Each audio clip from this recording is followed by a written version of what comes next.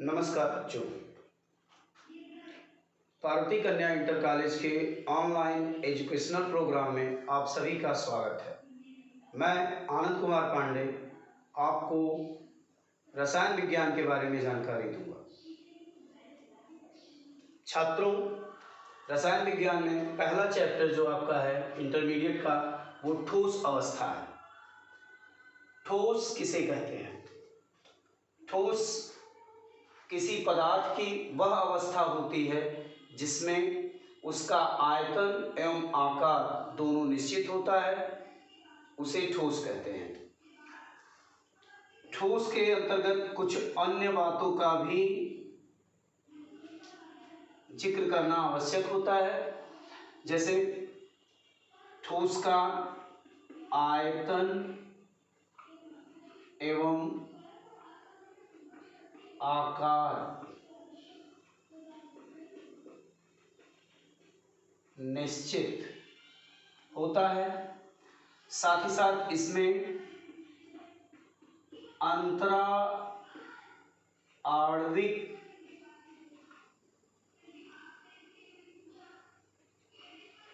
स्थान, अंतराणविक स्थान मतलब जो अणुओं के बीच का रिक्त स्थान होता है, अंतराणविक स्थान बहुत ही कम होता है, बहुत कम होता है। अणुओं के मध्य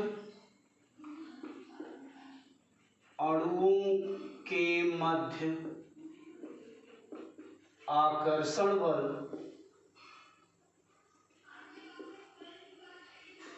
प्रबल होता है। अणुओं के मध्य आकर्षण बल प्रबल होता है। और एक पॉइंट है, ये बॉन्ड लेंथ जो होती है, बॉन्ड लेंथ ये बहुत ही कम होती है, छोटी होती है, और इसलिए बॉन्ड एनर्जी जो होती है,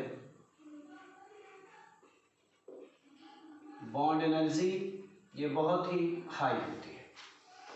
तो ठोस किसी पदार्थ की वह अवस्था होती है जिसमें उसका आयतन एवं आकार दोनों निश्चित होता है, अंतराणविक स्थान बहुत ही कम होता है, अणुओं के मध्य आकर्षण बल, अणुओं के मध्य आकर्षण बल प्रबल होता है, बॉन्ड लेंथ बहुत छोटी होती है, जिस कारण बॉन्ड एनर्जी जो होती है, बंधन ऊर्जा जो होती है, बहुत ही उच्च होती है। अब इसके बाद आता है ठोस के प्रकार। ठोस के प्रकार,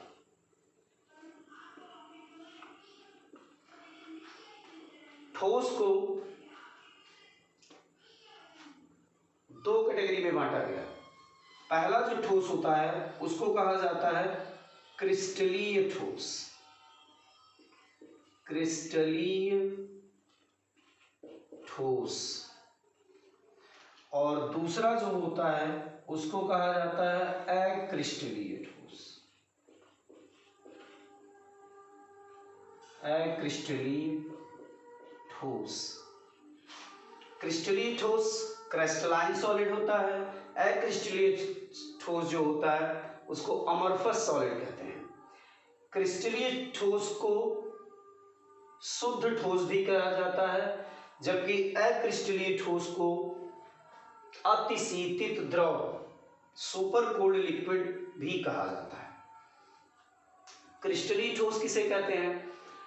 क्रिस्टलीय ठोस उस ठोस को कहा जाता है जिसमें संरचनात्मक इकाई, जो इनके घटक कण होते हैं, अणु, परमाणु या आयन जिनसे मिलकर ये ठोस बना होता है, वो एक निश्चित ऑर्डर में फिक्स होते हैं। जैसे कोई ठोस है जो ए और बी एटम से मिलकर बना हुआ है,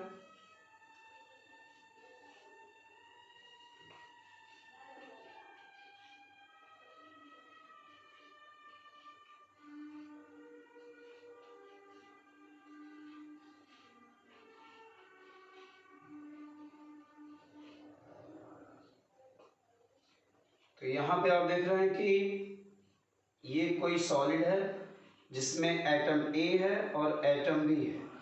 एक फिक्स ऑर्डर को फॉलो कर रहे हैं। आप यहाँ देख रहे होंगे कि कहीं भी दो लगातार ए मॉलिक्यूल नहीं है, ना ही दो लगातार बी मॉलिक्यूल है।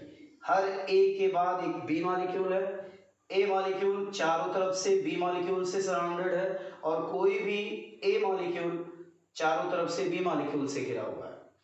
तो यहाँ एक फिक्स्ड ऑर्डर मेंटेन किया जा रहा है और कहीं भी अगर ऐसे ही ऑर्डर मेंटेन होता है तो ऐसे ठोस को हम कहते हैं क्रिस्टलीय ठोस। जैसे आपका NaCl, KCl,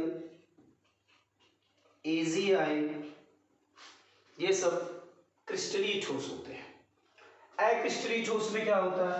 अक्रिस्टलीय ठोस में जो घटक कण होते हैं वो एक निश्चित क्रम में व्यवस्थित नहीं होते। यहाँ पर कोई ऑर्डर मेंटेन नहीं किया जाता। जैसे एटम ए है, फिर एटम बी है, फिर एटम बी हो जाए, फिर एटम बी ही हो जाए।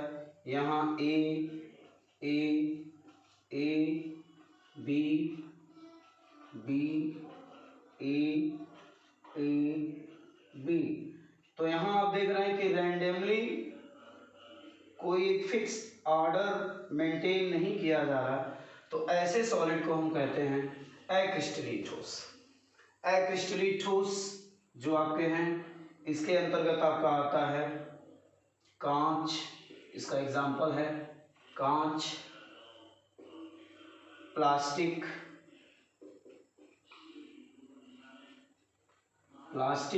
और जितने भी आपके पॉलीमर होते हैं, पॉलीमर बहुलक जितने भी हैं वो सब आपके अक्रिस्टलीय ठोस होते हैं।